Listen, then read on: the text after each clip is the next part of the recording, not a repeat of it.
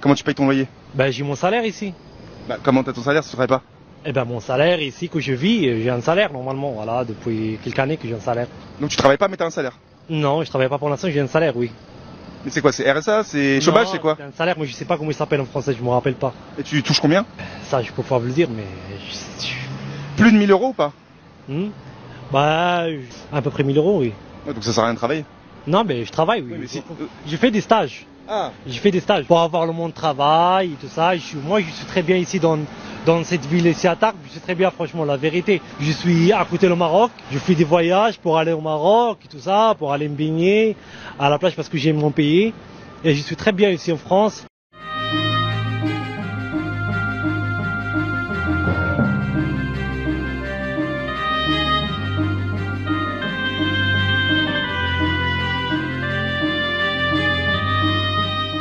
Je vis en France, je vis à Paris.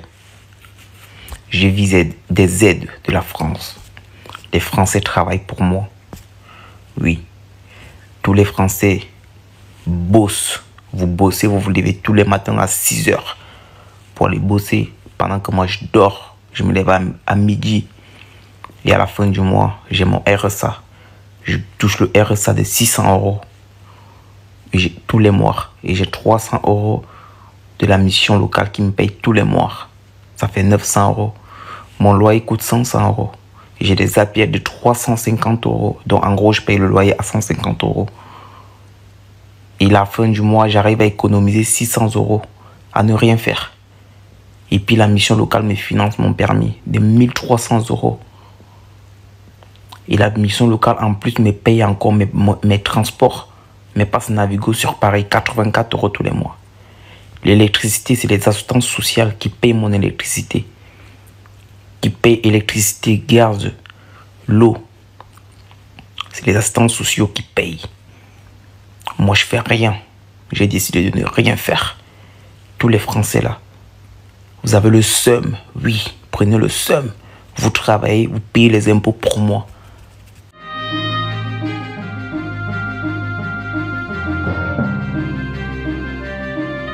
Est-ce que vous aimeriez qu'il soit intégré en France? Le principe même de l'intégration, est-ce que vous êtes pour, est-ce que vous êtes contre?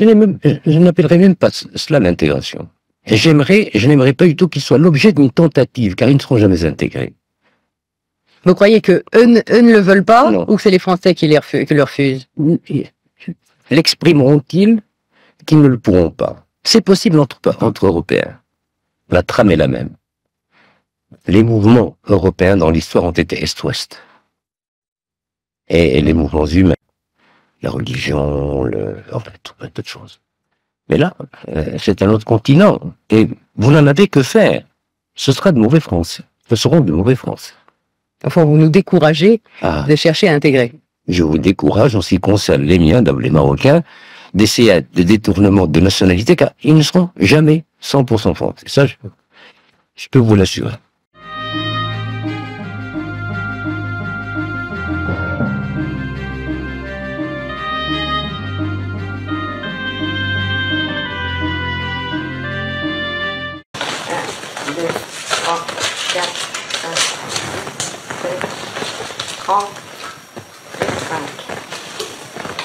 Merci madame. Et au revoir et bonne journée.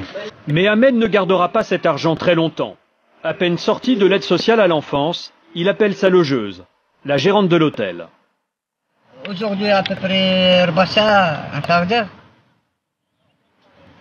15h30. D'accord. 15h30, le rendez-vous est pris. Ahmed l'attend au café, toujours le même. Une demi-heure plus tard, voilà Nadia, la gérante. C'est elle qui fait croire au service de l'État qu'elle loge Ahmed et sa famille dans son hôtel, alors qu'elle les a installés dans un petit 2 pièces, à quelques centaines d'euros par mois. Alors, là, c'est Voilà. Comme moi, Nadia vérifie tout de suite le contenu de l'enveloppe. 23. Et 7. Elle établit aussitôt la fausse facture d'hôtel, qui lui permettra d'encaisser la même somme le mois prochain. Alors, le 29. L'opération a duré en tout et pour tout une dizaine de minutes. De l'argent facilement gagné. En un an, Nadia aurait touché en liquide environ 48 000 euros, rien qu'avec Ahmed et sa famille.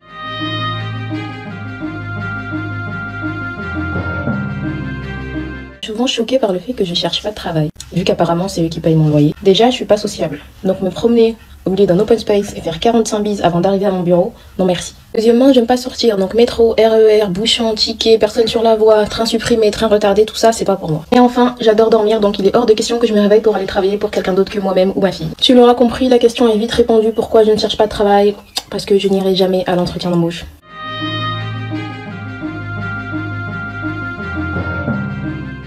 T'es de quelle origine? Marocain. T'es marocain. Imagine demain la France rentre en guerre. Ouais. Et ça te vient au sol.